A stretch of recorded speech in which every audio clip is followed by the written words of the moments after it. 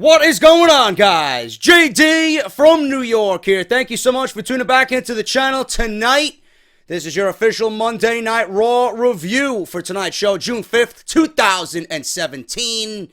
Raw was live on the USA Network for another shitty 3 hours from Wilkes-Barre, Pennsylvania at the Mohegan Sun Arena at the Mohegan Sun Casino.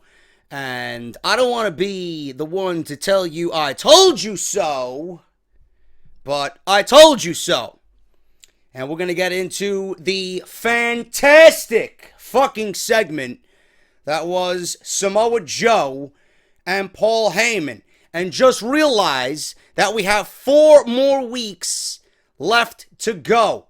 And WWE tonight, they hit a fucking home run tonight with Samoa Joe. I hope that they can keep up what we seen tonight going on into the remaining weeks as we build towards Great Balls of Fire, man. Absolutely fantastic. But overall, another shitty show for Monday Night Raw. I'm not going to sit here and give them a pass because I enjoyed Samoa Joe. I enjoyed the Miz's segment. But that was pretty much it on another shitty edition of Monday Night Raw, man. 2 good segments do not make a good show. This show still has a lot of problems, and I don't want to hear from the fucking cocksuckers who give this show a pass because you thought it was fucking decent. You're the fucking reason, like I've been saying, you're the reason why this show sucks. Because you accept mediocrity. And I've been saying that all fucking year long, man. I'm not here to accept mediocrity. Okay? I'm not here to be spoon-sped WWE fucking Kool-Aid. Show sucked. Okay? The only thing that's of any interest right now is clearly Samoa Joe. Because anything else in the women's division, anything else with the other 4 participants, and we didn't even see Finn Balor tonight. Anything else going on with the other 4 participants that were in that Extreme Fatal 5-Way, I just don't care. I just don't care. We're going to go over all that. We're going to go over the entire show, review results, as we usually do right here on the channel tonight. I want to make mention, I did upload a video today going over what we learned from Extreme Rules. On top of that, the Extreme Rules review and results video is live. If you guys missed any of that stuff, it will be linked in the annotation that you see on the screen in front of you, so make sure you guys go and check that out. If you missed Off the Script Parts 1 and 2, that is live on the channel right now. Make sure you guys go and check that out. That'll be linked with those other 2 videos, plus the NXT and Lucha Underground reviews from last week. Those are all live as well. I also did, and I want to make mention of this being that a lot of people view my Monday Night Raw reviews every single Monday. I did upload an Off the Script extra video on Sunday documenting the What Culture Pro Wrestling bullshit that happened this past weekend, and YouTube taking down What Culture's live stream of their event Fight Back. And they received a copyright strike. They had their live streaming access revoked. They can no longer live stream until September. Bunch of bullshit going on with YouTube right now and wrestling content creators. I made a video on that explaining my side of the story, how it's affecting me, my opinion on it. And I even linked you, and I put the video that Adam made specifically addressing this situation in that video with a link for you guys to sign the petition to hopefully get somebody of importance to hear our cries in the wrestling community, man. I'm actually going to link it in the comment section down below so that you guys listening can sign it as well. It has nothing to do with What Culture. It has everything to do with your favorite wrestling content creators, your favorite podcasters, your favorite entertainers right here in the wrestling community on YouTube, man. It's a shitty situation, and we're all trying to figure out what we got to do for this YouTube ad bullshit and the fact that wrestling-related content creators are not being compensated. They're not being recommended in the search. They are blacklisted from the search. A lot of bad shit going on right now, man. So I'm going to leave you guys all that down in the comments. Sign the petition, because a lot of people listen to my Raw review. Sign the petition. Let's at least try and get our voices heard, man. That's all I can ask. So go and check that out. All that stuff is live on the channel right now, and I appreciate everybody's love and support all week long for the content that I've been putting up. Greatly, greatly appreciate that, man. If you guys do appreciate the work that goes into this channel, you guys can definitely support via the Patreon page, patreon.com/JDFromNY206. You guys get early access. You guys get Discord access. You guys get exclusive interaction with me via Q&A, Patreon exclusive only videos going up each and every week. There will be another one on Wednesday. Already taking questions for that. I will be recording that tomorrow, so make sure you guys get in your questions if you are a Patreon. It's live on the message boards via my Patreon page right now. If you guys want to pledge and support, patreon.com/JDFROMNY206, the best way to support this channel on a monthly basis. Another great way to do that, as always, is with Audible. audibletrial.com/offthescript. Audible's giving everybody listening to the Monday Night Raw review tonight 30 days free to try their service out with one free audiobook of your choice. Over 180,000 books to choose from. A lot of those are wrestling related. And if you guys don't want the wrestling related content, like I said, you guys can have anything you want. All you got to do is go through the sign up process. And if you guys end up canceling after signing up, you get to keep your audiobook for free no matter what, man. You are not charged. Compatible with iPhone and Android devices. Audible's giving you guys 30 days to access their service free with one audiobook of your choice. audibletrial.com/offthescript. That is a great way, man. I can't stress this enough. A great way. And you're getting something for free just for supporting the show, man. audibletrial.com/offthescript. Do it, and let's make June a great month, man. Thank you guys so much for showing love to Audible. And as always, barbershopwindow.com/offthescript if you guys want your t-shirts. I'm thinking of new designs for this summer so you guys can look fresh going into SummerSlam. That is barbershopwindow.com/offthescript. We are an official partner with Pro Wrestling Tees and Barbershop Window, man. Thank you guys so much for all that. Monday Night Raw. Let's talk about Monday Night Raw, man. I don't want to sit here and tell you, I told you so. But I told you so, man. Oh, JD, Samoa Joe is an indie mark, man. He's an indie mark. I'm an indie mark for liking Samoa Joe, or he's an internet darling. He's a fucking fat slob. You know, Kevin Dunn and his Samoa Joe and those chicken sandwiches, Samoa Joe, you know? None of that, man. If that didn't get you excited, I'm telling you this right now. If whatever Samoa Joe did tonight did not get you excited for the next 4 weeks, you are not a living, breathing human being. Samoa Joe is fucking fantastic. Absolutely great. He looks you in the fucking camera. He directly talks to you. He tells you what's on his mind with no bullshit behind it. He's not afraid. He's not a fucking coward. He's a fucking through and through heel. And he fucking showed you why he is great at what he does, man. Samoa Joe is fucking fantastic. And that's what I want to talk about right here to start this show off, man, because I can't stress this enough. Samoa Joe walked out for the promo of his fucking career. Okay? And he's had some good ones down at NXT when it comes to William Regal and Nakamura and him having his runs as NXT champion. The Great Balls of Fire pay-per-view is upon us, and it's going to be hellacious in 4 weeks, man. So I'm going to make this very, very simple, he says. What stands here in front of you is a man that does not fear Brock Lesnar. He says that he is incapable of fearing him because he is far too envious of him. I want everything Brock Lesnar has, and I want to take it from him. There was no yelling. Very direct. You know? It was very cold and calculating. I want everything that Brock Lesnar has, and I want to take it from him. And the one thing I want you guys to understand here, okay? I throw the word legit around a lot. Samoa Joe is fucking legit. Okay? And there were some bad seeds that were benched in my comment section on today's video for saying that Samoa Joe was a fat slob who was not legit. They laughed at the fact that I called Samoa Joe legit.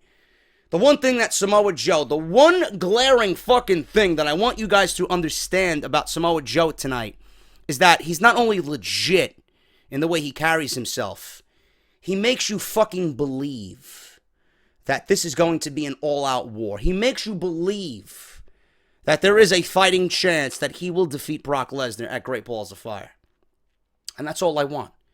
If Samoa Joe does not win the Universal Championship, I want to believe he has a shot at beating Brock Lesnar. And so far, so good. Because I believed before this match was even fucking announced. I believed months ago when I told you this was a dream match that WWE needs to book this year. I believed. Do you guys believe? You did after tonight. No fucking bullshit about that. I know for a fucking fact you guys believed after this promo and after what he did to Paul Heyman. Don't bullshit me. Get excited. Now, I have my reservations about this, and I'm going to go over it again for a third fucking time. Okay? I have my reservations about this. I don't want Samoa Joe to be a stepping stone to the inevitability of Roman Reigns. I don't want that. Because Joe is too good. Joe is too good at what he does. Okay? I don't want him to be a footnote in the carnage that Brock Lesnar is about to lay waste to. I don't want none of that either. If you're going to book Samoa Joe against Brock Lesnar, you got to book Samoa Joe and Brock Lesnar as a fucking all-out war in which both men look good. I don't need this to be a 4-minute fucking affair like we seen with Goldberg at WrestleMania 33. No. No, we don't need that. We don't need that at all. We need both men to look absolutely fucking dominating. You're not going to have Brock Lesnar go into a match and suplex Samoa Joe 16 times. It's not going to work that way. It's not going to work that way. But the one thing that I'm concerned about is the fact that this is happening too early. I don't want this to be a stepping stone for Roman Reigns. I don't want Samoa Joe to be merely a footnote and then forgotten and then fucking banished to the mid-card. I don't want none of that. Because he's too good. And he proved how good he was tonight. He made you believe. After 1 week. We got 4 weeks left to go, motherfucker. We got 4 weeks left to go of this fucking gold that we're going to be presented. I knew this was going to be great. I said it on my fucking review. The promos between Heyman and Joe are going to be absolutely fantastic. This is night one. Night one. And I can't wait until what we see from all parties involved here next week. This was fantastic. Okay? There was no yelling. He wants to take everything that Brock Lesnar has. He says he wants Lesnar's schedule where he can come and go as he pleases after beating people down, not having to show up every week in front of you ungrateful masses, he says. He also said he wants Lesnar's ability to instill fear in other men. He says he wants Paul Heyman to be his advocate. And he wants Paul Heyman to negotiate his contracts and run his errands. He most than anything, and this is where it comes to be, he saved the best for last. And he made this perfectly clear, which is all the most important fucking thing here. The most than anything. He wants most than anything in the world is the Universal Championship that Brock Lesnar wears around his waist. That's what he wants. That's what this is about. It's not about Paul Heyman. It's not about fucking fear. It's not about a fight. He wants the Universal Championship. He said at Great Balls of Fire, he'll stare him down and take the Universal Championship from him. And then Paul Heyman interrupts. Great fucking promo by Samoa Joe. Heyman then introduced himself, called Joe a destroyer, a badass, who ate through 4 other top contenders to earn a title opportunity. Paul Heyman said, listen, I came out here a few weeks ago and I advocated for Finn Balor and Brock Lesnar because everybody loves that underdog fighting spirit, that David versus Goliath showdown. Everybody loves that. That's a feud that's ready to print paper. Is exactly what he used, the terms he used for WWE. That's the way to go. That's the right match. But he said, Joe, you won this number 1 contenders match last night. And now I'm looking at Joe versus Lesnar, and all I think about how this is the wrong match and how you are the wrong opponent for Brock Lesnar. And he says that because he knows Joe is not going to back down. He's going to look right in Brock Lesnar's face, and he's going to pretty much just be fearless. And he's going to try his very best to take everything away from Brock Lesnar. He's not going to back down, and he's going to make this an all-out war. Not in any disrespect to Samoa Joe, but Paul Heyman knows that Samoa Joe is a threat to Brock Lesnar. And I love the fact that Paul Heyman came out and instead of beating down Samoa Joe with his words, he hyped him up and he hyped this match up. And he really made it a case for Samoa Joe being a dangerous man. And one of the more dangerous men that Brock Lesnar is going to step in the ring with in his WWE run. I was really happy to see that. You, Joe, are the worst case scenario. You don't give a damn because you want to take the fight to Brock Lesnar. He says he's not supposed to say this, but you want to go to war with Brock Lesnar. He even said if Lesnar retains his title, he won't leave the ring the same way he came in. I know you're going to take a piece of Brock Lesnar with you.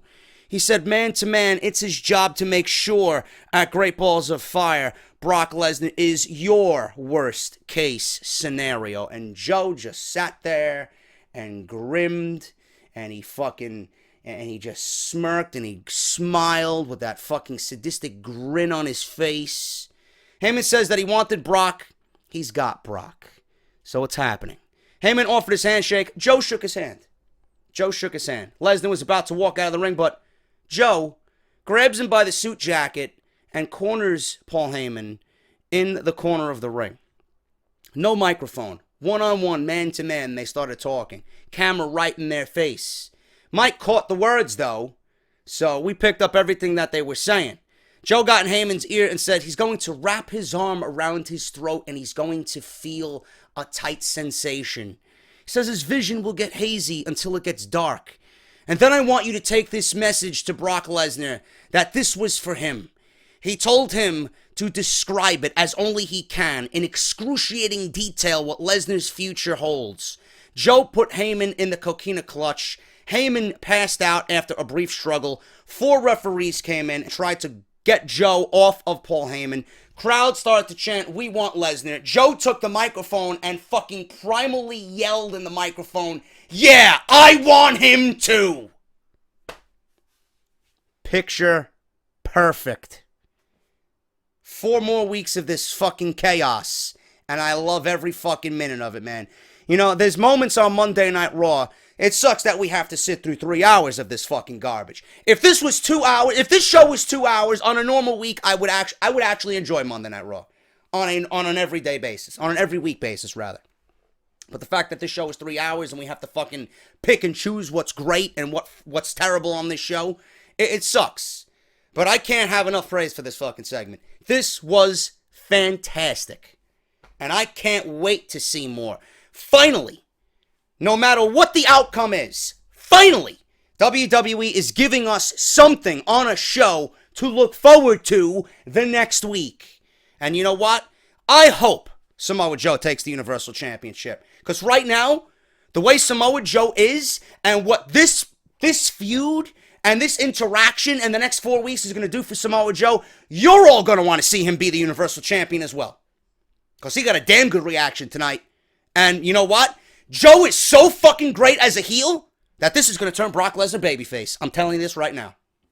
People are going to start fucking giving Brock Lesnar a babyface reaction because that's how good Samoa Joe is in the heel role. This is fantastic. I can't say it enough.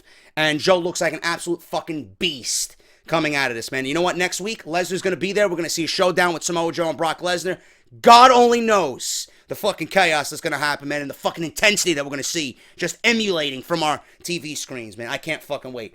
They hit a home run tonight. Great fucking segment on Monday Night Raw. Finally, something to look forward to going into next week's show, man. Joe being used the way he should be used.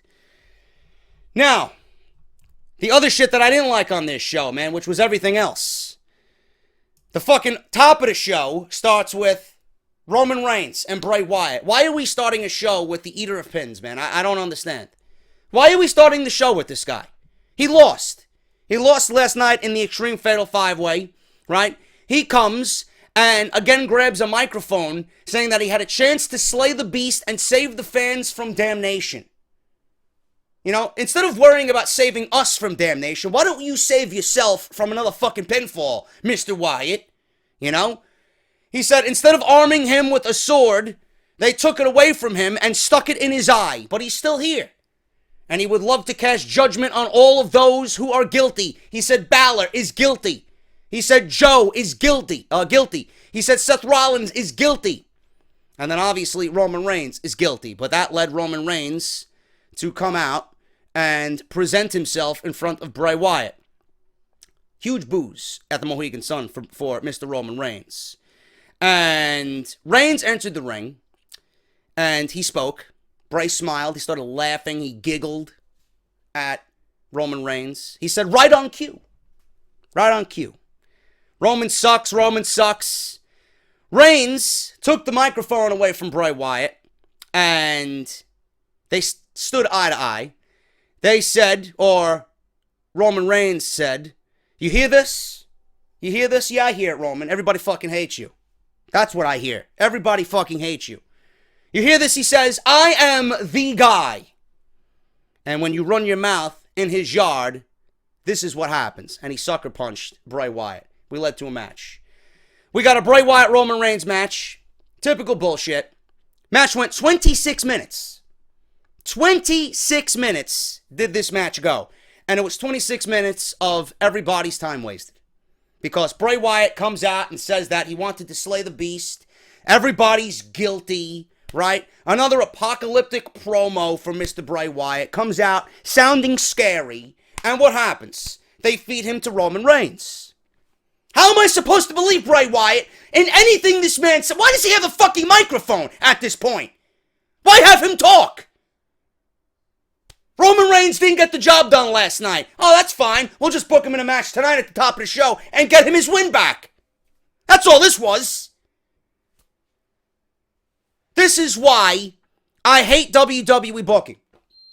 Instead of Bray Wyatt coming out and looking strong, right? They got to make Roman Reigns look strong because he didn't get the job done at Extreme Rules. He didn't take the pinfall at Extreme Rules, but Roman, he can't go 1 week without winning. Roman's got to win everything. Bray Wyatt, a waste of fucking time here. I don't know what they're doing with Bray Wyatt. Why did we have to sit through this? 26 minutes. 26 minutes.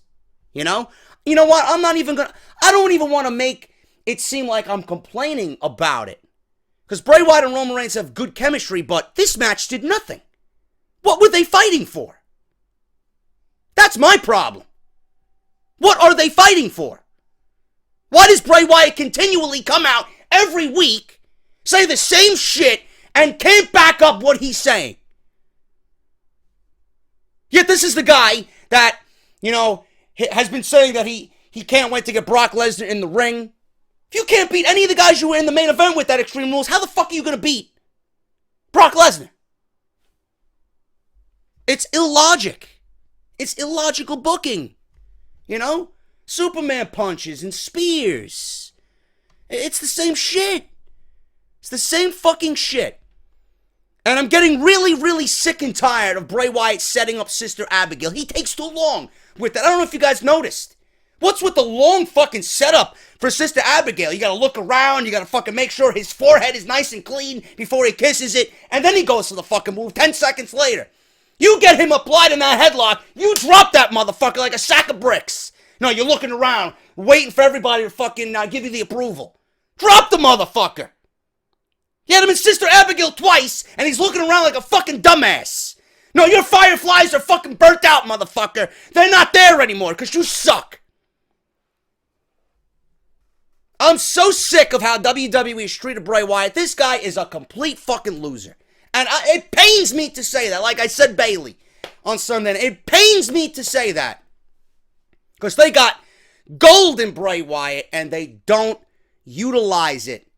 He's a victim of being in the wrong place at the wrong time on the wrong fucking brand. You ain't going nowhere on the brand with Brock Lesnar and Roman Reigns and fucking Braun Strowman. You ain't going nowhere. Bray Wyatt isn't even in the top 6 on this brand. He's lucky to be where he is. He's lucky to have the position that he is. I don't know why they moved him from SmackDown. He goes from being an easy number 2 and number 3 to not even breaking the top 5 on Monday Night Raw. It's a shame. It really is a shame for Bray Wyatt. I just don't get how it really is one of the saddest stories in recent WWE memory. The misbooking, the bullshit way that they've treated Bray Wyatt. I don't even have a word for it. It's disgusting. It really is disgusting. Charlie Caruso interviewed Enzo Amore and Big Cass backstage, and they were supposed to have a tag team match tonight on Raw against the Club, Gallows and Anderson. And this has been a big thing right now on WWE television. Who has been attacking Enzo Amore? We don't know. We don't know. Right? He said nobody has the scoop on what happened and nobody's happy about it. He says that he could make people happy by selling ice cream, but he sells soft shirts and not soft serve, said Enzo. Cass says it's insulting people that, it's insulting that people thought it might have been him. He says he's watching Enzo's back at all times now to be sure that it doesn't happen again, including in their tag team match tonight. Enzo turned to, speak to Charlie Caruso again, and when he turned back, Cass was gone. Enzo jokingly asked Cass, where did you go? And that he's giving him a hard time not being there. So, Big Cass right now is playing some type of game. Everybody still thinks it's Big Cass. He's obviously going to deny that it's him. At this point, after tonight's show, people are still saying it's him. And we'll get to that when we get to it, okay? But people are still saying that it's him. I don't know what's going on. I don't know where this is going to lead. We don't know for sure, but it's certainly an intriguing aspect to an overall terrible show, okay? Kurt Angle. They go to Kurt Angle looking at his phone, and he mentioned whatever the text message is. He didn't say what it was, but he says that this is driving him crazy. Alexa Bliss says that she wants to have This Is My Life, Alexa Bliss. And they, WWE is making it no secret that the Bayley This Is My Life is one of the worst segments on Monday Night Raw ever. Kurt Angle was scripted to say, you want to do This Is Your Life, Alexa Bliss. But meanwhile, the Bayley This Is Your Life was one of the worst segments in Monday Night Raw history. They're making no fucking mistakes about it. At least WWE is living up to their mistake. And maybe we will never see another This Is Your Life segment. Because unless you're The Rock or Mankind, you should not be doing that type of segment. Okay? Nobody is as entertaining as The Rock and Mankind in 2017. Nobody. So you knew it was going to bomb just based on that fact alone. You include Bayley and Alexa Bliss. What did you think was going to fucking happen? And I love Alexa Bliss. She's a better talker than she is wrestler. But that was going nowhere, and they should have knew that. But instead, Alexa Bliss wants to have a celebration. Kurt Angle brings up the fact that, didn't you promise Nia Jax a title shot after you disposed of Bayley? So I'm going to hold you to your word. Tonight it's going to be Nia Jax versus Alexa Bliss for the Women's Championship. I'm like, yeah, there you go. Nia Jax got what she wanted. She's on television. There you go. So we got a Women's Championship match booked for later in the show. Dean Ambrose was heading to the stage, the entrance, the ring.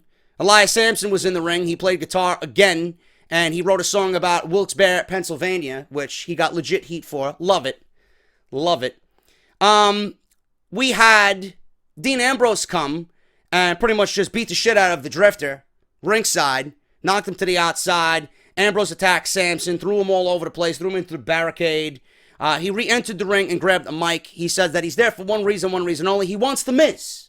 Miz and Maurice appeared on the big screen. Miz says that Dean must be confused because he didn't get an invitation. He said tonight there won't be a rematch for the Intercontinental Championship. Instead, there will be a Miz Comeback Tour kickoff celebration. Sampson then got back in the ring and attacked Ambrose from behind and gave him a swinging neck breaker. And Michael Cole is calling this his encore. Clever. Really, really ingenious there, Michael Cole. I wonder how long it took you to come up with that one. Backstage, we had Ambrose again following that segment. He was approached by Kurt Angle. He asked where the Miz's dressing room is. He offered to get the IC title match out of the way so he wouldn't have to deal with this bullshit. Angle told Ambrose to take a deep breath and go home, take the night off. Angle was serious. He doesn't want him in the arena. He said, Ambrose, leave the arena. You're going to get your rematch, but not tonight. So leave the arena. All right? And that was it. Ambrose said, okay, cool. And he was gone. We moved on from there. Samoa Joe, we talked about. We got into that and how great that was. Best segment of the night by far. We had Samoa Joe. After that entire segment with Paul Heyman, Samoa Joe went to the back and was confronted by Paul Heyman. Angle yelled at Joe, what's wrong with you? He said, Joe, what's wrong with you? Joe told Angle there is one question that he should be asking. He says to Angle, are you in my way? And Seth walked up to him and got in his face, which I wasn't interested in seeing this match again. But, you know, he says, listen, you tried to take out my career. You tried to ruin my career. And, you know, I'm not Paul Heyman, but I'm standing right in front of you. I'm standing in your way. Let's do this tonight. Angle came back into frame and says, that sounds great to him, you know. And that's it. Match is booked. We got Rollins and we got Joe in the main event. And that was booked just like that on the fly. So we had Reigns and Wyatt, who competed in the Extreme Fatal five-way last night. And then we had Rollins and Joe. You know, not really the main event I wanted, but it is what it is. WWE's got to do a better job at really getting us a decent main event in that third hour, man. Because we've seen Joe and Rollins how many times now? It's over and done with. But they continue to go back to the well one too many times. It's just rinse and repeat with this show. There's nothing new. They offer nothing new. That's why the Joe segment was so fucking great. Because it was new. You know? We're getting leftovers again from Extreme Rules. We got Joe and Rollins on tonight's show. We got Reigns and Wyatt on tonight's show. Balor wasn't there. We got more Miz and Ambrose. You know? But they're not offering you anything new here. It's the same shit. It is really the same shit. Now, speaking of who we didn't get on tonight's show, I didn't see nothing from the Hardys either. Hardys weren't even on the show. Sheamus and Cesaro versus Slater and Rhino, being that Goldust and R-Truth are broken up. Looks like Slater and Rhino are the new kings of catering.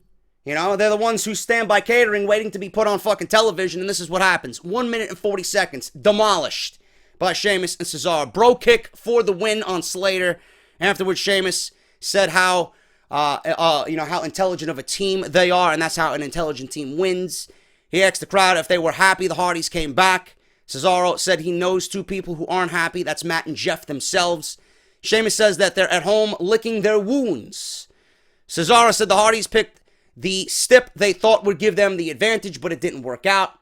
Cesaro then said, we don't just set the bar, and together they uttered, they are the bar. There you go. Good. Rhino and Slater. Catering at its finest. You know? Look at the tag team division on Monday Night Raw. You got the Hardys. You got Sheamus and Cesaro. You got Enzo and Cass that people are saying are going to be headed for Splitsville. You got the Club, which we'll talk about in a second. Another waste of a fucking team. You got the Revival, who are the only right now, besides the Hardys and Sheamus and Cesaro, the only legit fucking team that we can take seriously on this show. What the fuck happened? Just 2 months ago, this was the best tag team division they had in months.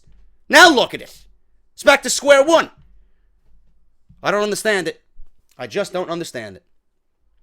TJP told Neville that it's his turn for a title shot. The Austin Aries problem is now solved. Neville told him to be patient.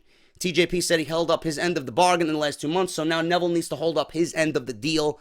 Neville says that he is a man of his word and that he will deserve a title shot soon. He just has to talk to Kurt Angle. So that's exactly what he said he was going to do. TJP versus Mustafa Ali. I really enjoy Mustafa Ali. I just don't think he's primed for a title shot yet. But he is a really, really great performer in the ring. TJP defeats Mustafa Ali with a detonation kick at 3 minutes. TJP was celebrating. Neville's pyro blasted loudly. It scared the shit out of him. And TJP, walked up the ramp to greet Neville at the top of the stage. Neville says that he has some unfortunate news, that he talked to Kurt Angle, and that he will not be granted a title shot. TJP said, fuck this shit. Not literally, but, that was his demeanor. Fuck this shit. You and I are going to talk to Kurt Angle in the back. TJP's acting is fucking awful. He was walking to the back. What did you think was going to happen? Neville got pissed. He took the title, smashed the title over his head, attacked TJP right at the top of the stage. Then he offered him the title shot. 1 minute Angle's not offering the title shot. Next minute Neville's offering the title shot on 205 Live. It's happening tomorrow on 205 Live. TJP is getting his title shot against Neville in the main event of 205 Live on Tuesday night. Do you care? No. I don't either. Goldust continues his vignettes. I'm intrigued to see where this goes. I just don't give a fuck about R-Truth. You got to get the gold wig back on Goldust, bro. You got to get the gold wig back on Goldust. If you're going to go Goldust, you got to go full Goldust, okay? I think he still got... I still think he's got another run for the Intercontinental Championship left in him. I'd like to see it. You just gotta get the gold wig back on him, man. If you're going to give us the man known as Goldust, you got to dress the part, That's all I'm asking for. I'm not asking for the homosexual gold dust where he's fucking making out with everybody and he's grabbing people's fucking packages. But at least dress him up, you know? Have him be that. You could push the envelope. You could push the envelope with gold dust, but not be over the fucking top like they were in the Attitude Era, you know? Push the envelope a little bit. Bring a little fucking spice to this show, you know? I'd love to see Goldust come back in a big way. He's still got it. I'd love to see more from him. We got Dana Brooke and Mickie James in the back with Sasha Banks. They were talking about Sasha Banks' moves last night. I love Sasha Banks' moves too. Bliss walked in and said, "Hey guys." Banks looked up and down, laughed, and said no. And then she left. Bliss called Mickie James and Dana Brooke to stay. She got a few words for them, you know. Bliss says that Jax doesn't deserve a match before Dana Brooke. I don't know what fucking drugs she's on. Dana Brooke doesn't even deserve to be employed.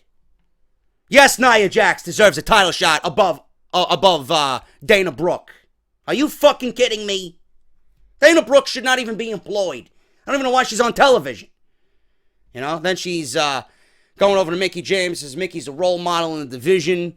This must be eating her up inside. Bliss says that after tonight, their sisterhood might never be the same. Dana said that she does not have a Nia problem. You do. Mickie says they'll be at ringside watching her take care of her problem all by herself tonight, as if anybody fucking cares. Bayley wasn't there. She was selling the injuries. Bayley, Finn Balor, and the Hardy Boys were not on this show. I guess selling their injuries from Extreme Rules. But Sasha Banks can come out after Hell in a Cell, barely wrapped in anything when she fought Charlotte in that first ever women's Hell in a Cell, and she could come out the next night on Monday Night Raw. But Bayley can't come out on Monday Night Raw because she's got to sell a couple of kendo stick shots. Are you fucking serious? Give me a break, man. Anyway, we had another segment here with Kurt Angle. He comes onto the stage and pulls Corey Graves away from the commentary booth. I don't know what was going on here. He began showing Corey Graves more text messages on his phone. I don't know what the fuck he's showing him. Maybe Angle was so fucking excited that he wanted Corey's opinion on which egg to open up in Pokemon Go. I don't know what the fuck was going on here, man. You know? Hey, Corey, which Pokemon should I evolve here? You know, I can't figure it out. I gotta interrupt you. You know, I need your expertise on this. I know you'd rather be playing Pokemon Go than calling the fucking shit show that is Monday Night Raw. I know, Graves. Who is it? Gyarados, or do I go for a fucking Raichu? Who do I go for, bro? You know? But Corey was saying, I don't know. Cole said that this is one of the strangest things he's ever seen. Graves and Angle chatted. Booker says that it must be serious. Cole asks him what's going on. Graves says, listen, Cole, Kalisto's coming down to the ring. Yeah, like we give a shit about fucking Kalisto, right? Kalisto versus Titus O'Neil. Why is this on my television? This is a reason why this show sucks. Who the fuck in their right mind would give a shit about this fucking garbage? I don't understand. This is why, if there's a reason why this show needs to be 2 hours, it's for this reason. Titus doesn't belong on television. Kalisto should be on fucking 205 Live. There's no reason why this guy or this match should be on my fucking television. Nobody cares. Apollo Crews looks like a fucking buffoon, smiling.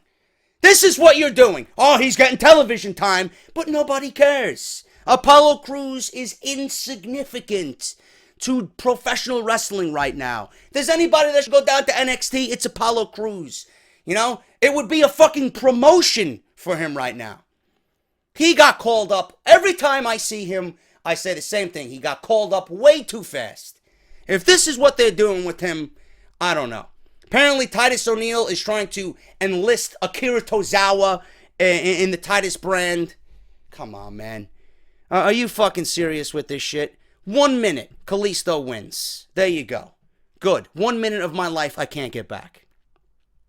Miz and Maurice, they were getting ready for their championship celebration. This was actually the other thing that I enjoyed on this show. Everything else was a fucking complete waste of my time.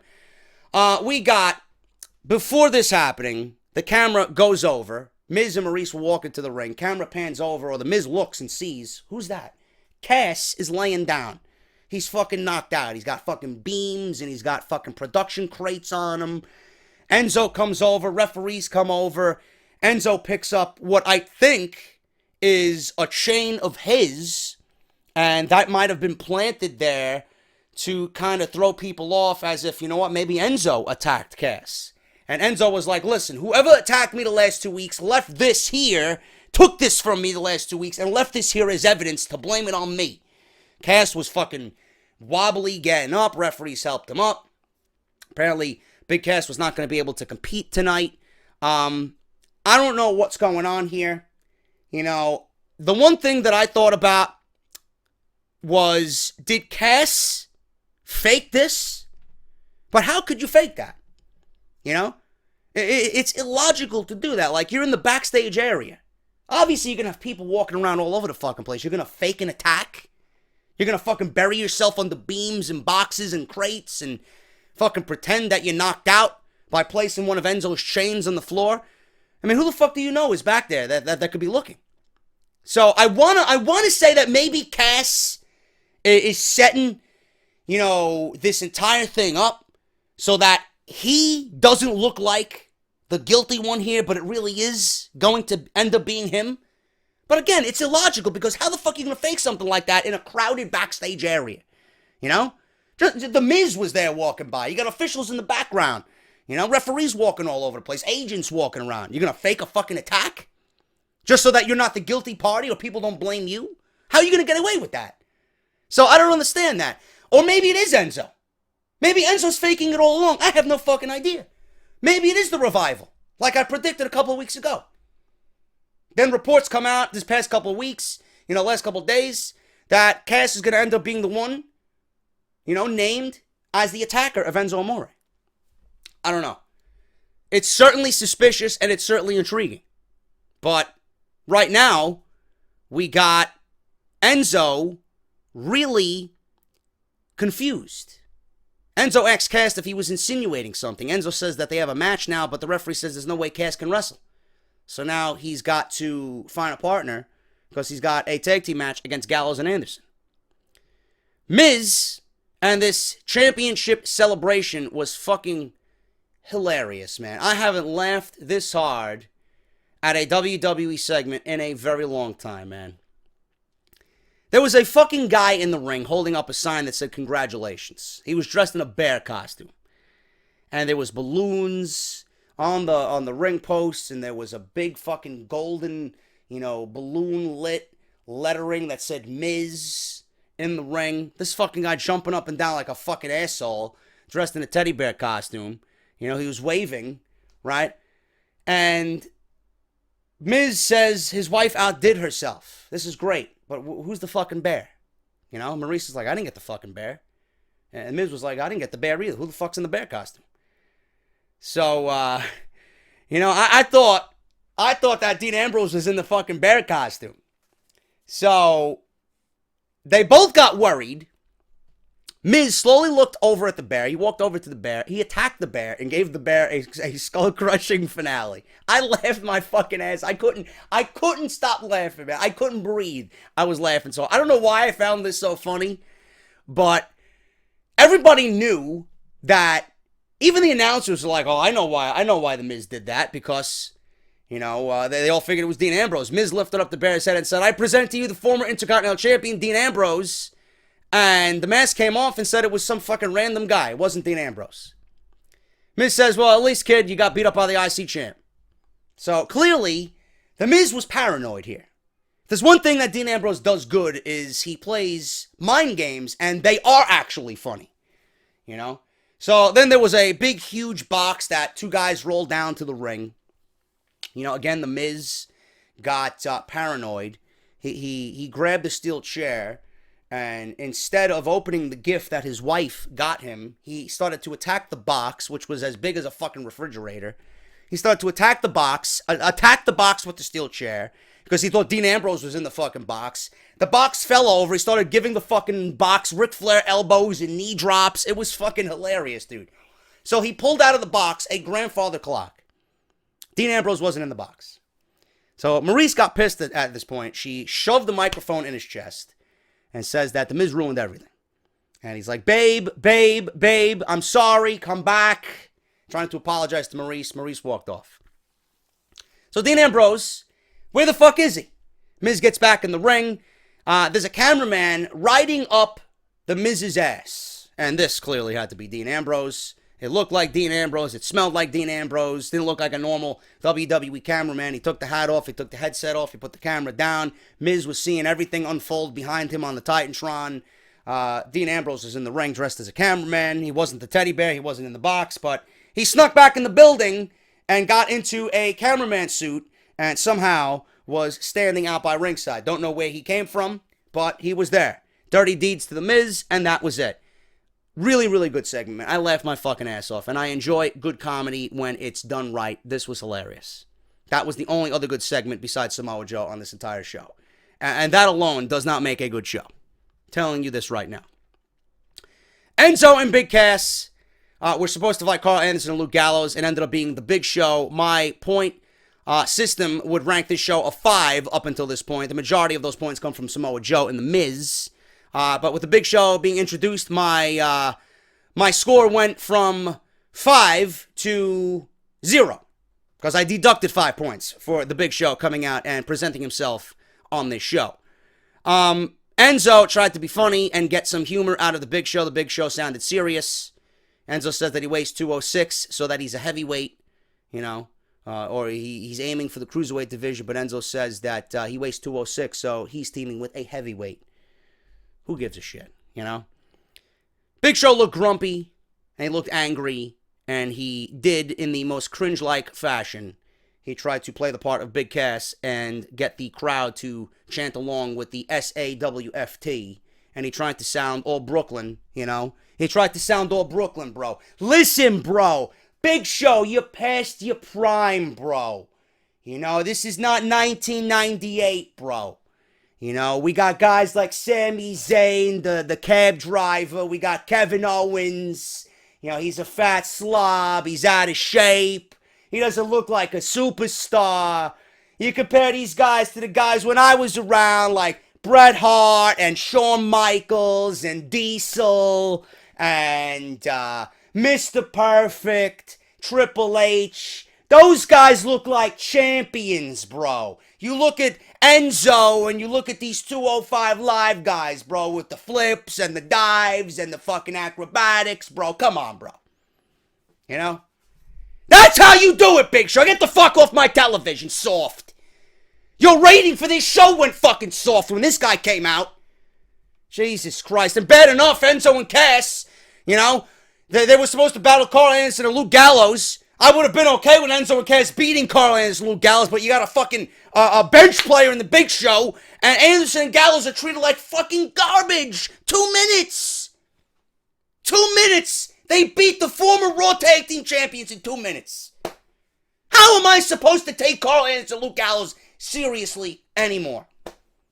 Couldn't take them serious before this, but Jesus fucking Christ. If there's a team that needs a fucking shake-up and a move to SmackDown, it's these guys. God damn it, bro. Fucking awful. Big Cass was backstage. Enzo and Cass walked by, celebrating their win. Cass says it's funny that show's been gone for a few weeks, but as soon as Enzo needed a partner, he shows up. So he tried to blame Big Show for attacking him. It's not the Big Show. Big Show says, listen, I don't sneak around. I don't fucking dance around. If I want to attack you, I'm going to attack you head on. So Enzo and Cass walk off, and that was it. Alexa Bliss versus Nia Jax. Absolutely a fucking waste of time. The Raw Women's Division is sinking further and further and further into the fucking ocean, into the blackness of the sea, man. This is awful. This is absolutely fucking awful. If we didn't get awful last night, they continued it this week on Monday Night Raw. This was just downright fucking awful. This was just as bad as what we seen last night. I mean, Nia Jax, you proclaim you want to be on television. There you go. They gave you a championship match and they gave you 2 minutes of TV time. There you go. Next time, don't open your fucking mouth about not getting TV time. She made a comment last week that, oh, look at SmackDown. They use all their women on the roster in SmackDown segments. Every one of them gets TV time every week. And there you go. Right? We got Sasha Banks on television this week. We got Mickie James and Dana Brooke even got TV time this week. Alexa, Nia. They were all on the show. But did it mean anything to anybody? Of course not. It's fucking garbage. Nia Jax gets her title match and Bliss wins by DQ. Bliss wins by DQ. Mickey and Brooke stood over her. Bliss shoved them. They attacked her. And the referee called for the bell. A complete waste of fucking time. A complete waste of fucking time. Bliss fought with James and Brooke at ringside. Jax shoved them away. Bliss dropkicked Jax. She no-sold it. Bliss ran away. Mickey and Dana entered. Jax destroyed both of them. So be it. So be it. Waste. An absolute fucking waste. The women's division on Raw right now is at its lowest point to date since the women's revolution. Awful. Paul Heyman was in the back. He was being attended to by a medic. Paul Heyman's phone rang, and they actually showed the phone ringing, and it said Brock. He picked up the phone, and it actually was on the phone screen on the iPhone. I don't know who he was talking to, but Heyman answered, and it looked like Heyman had been crying because he got choked out by Samoa Joe. He says that he was glad that he asked the question. What question that was, I don't know. He told Lesnar to instill that fear in Joe that Joe says he doesn't have. He told him to show up next week, and it's time that they unleash the beast. He hung up and he threw his phone away. Samoa Joe versus Seth Rollins. Main event. Main event of the show, 15 minutes. Who did you think was going to win? Samoa Joe was going to win. There was no other winner but Samoa Joe. But how did they get there? Bray Wyatt's fucking, video package shows up. The arena goes dark. He's nowhere to be found. And that led to Samoa Joe getting the coquina clutch on Seth Rollins. And that was it. He got distracted. Coquina clutch for the win. Boom. Tap out. 1, 2, 3. Joe wins in 15 minutes. Same shit. There was nothing different about what these guys did here compared to the last time. All the typical spots. You know, Rollins with his fucking sling blade and his blockbuster and his fucking frog splash. It's all the same shit. All the same shit. His dives. A main event that really wasn't a main event worthy match to close this show. But all we did was get Samoa Joe and him dominating because he's got a match with Brock Lesnar. There's no other way around it. Samoa Joe beat Seth Rollins to close Monday Night Raw, and that was it. That was it. Show done. Another awful show for Monday Night Raw. The only two segments worth anything right here was Samoa Joe and the Paul Heyman segment, and then the Miz Intercontinental Championship celebration with Dean Ambrose interrupting. The Miz and Ambrose looking like we're going to get another match. Hopefully it's not at the pay-per-view. Hopefully they do it before the pay-per-view. I'm very much looking forward to more Joe and Heyman and Lesnar next week for sure. The Corey Graves, Kurt Angle thing. Rumor going around that it's going to set up the return of Stephanie McMahon. That's where it's probably leading. I don't know what the text messages are or what they are insinuating, but it's certainly intriguing. And clearly we got the whole Cass situation with Enzo. The women's division right now, absolutely insufferable fucking garbage on this show. The tag team division is fucking garbage on this show. The Revival can't get back soon enough. And even they, no matter how great they are not going to save this fucking division. This show is a fucking steaming pile of shit. Last week was full rage, full anger. I'm trying to look at it in a broader environment here, but the show is still fucking garbage. And please, for the fucking idiots in the comment section, do not give a pass for this show. You know that I'm right. Don't argue with the fucking content creator. Don't argue with JD about this show. There was 2 segments on this fucking show that were good. Great. You know, I would say that they're great. I would give this show, honestly, a 4 out of 10 if I'm grading on a scale. Joe and Heyman were great, and Miz and Dean Ambrose with the championship celebration was fucking hilarious. I really enjoyed that. You know, then you got the Enzo and Cass intrigue, and then you got the Corey Graves intrigue, and that was it. That was it. Like I said, the women's division's insufferable. The tag team division's fucking garbage. Nobody knows what the fuck they're doing. It looks like they have no plans going into Great Balls of Fire. Finn Balor wasn't there. The Hardys weren't there. Bayley wasn't there. We don't know what's going on with the women's division. We don't know what's going on with the tag team division. It's just a fucking clusterfuck. It's a mess. And don't give them a pass. You know? Don't try and cover up and say, you know what? It was a decent show. No, it wasn't. It wasn't. You're the fucking reason why the show sucks, because you continue to fucking give WWE a pass and you accept their mediocrity instead of calling out the bullshit that they do. This is why I come on here and give you guys the videos that I do. I do not sugarcoat anything. When it's good, it's good. When it's bad, it's bad. You know? When it's bad, call them out on the bad. When it's good, call them out on the good. And that's exactly what I did with this review. I called out what was good and I called out what was bad. 80% of the show was bad. 20% of it was good. There's no sugarcoating it. Don't overcompensate for WWE. Don't. You know? This is why I don't listen to anybody else. This is why I don't really watch anybody else. Because everybody, they get on their hands and knees and they suck the dick. For what? You're not getting a job with WWE. So you might as well just call them out. You're a fan. And you know what they should be doing and what they should not be doing. Monday Night Raw is insufferable right now. Do not give them a fucking bye. Do not give them a pass. Because the show will never get better. If this show was 2 hours, it would probably... My rating would have been like a 6.5 instead of a 4. This show needs to go back to 2 hours desperately. Desperately. I can't stress that enough. But this was another shit show. And Joe, Heyman, and The Miz and Ambrose, even though I'm not a big fan of their feud, that was a great segment tonight. And that was it. Honestly, that was it. Looking forward to Samoa Joe next week. I can't stress that enough. Going to be a great week for Joe, Lesnar, and Heyman. Can't wait for it. They're making this really feel like a big deal, and I can't fucking wait for it. That's your review, man. Thank you guys so much. If you enjoyed the video, hit that thumbs up.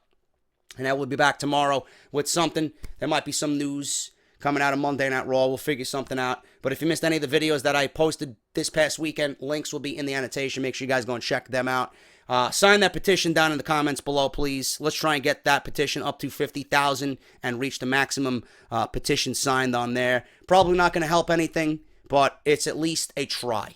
So sign that petition if you guys want to see your favorite content creators right here in the YouTube wrestling community start to, get treated fairly, man, because it's really unfair. But I'll be back next week. Follow me on Twitter, or I'll be back tomorrow. But if you guys want to follow me on Twitter, at JD from NY206, and hit that subscribe button down below and the bell for the notification, man. I'm going to, upload this video for you guys. I'm going to relax for the rest of the night. Don't feel well. And I will see you guys tomorrow with something, I'm sure. And then tomorrow we got SmackDown Live. So until then, I am JD. Thank you guys so much. Demolish that thumbs up, man. If you're excited about Samoa Joe and Brock Lesnar, fucking smash that thumbs up, man, because I know I am. Thank you all so much. Enjoy your nights. I'll see you tomorrow for SmackDown Live. Owens and Nakamura. Talk to you later.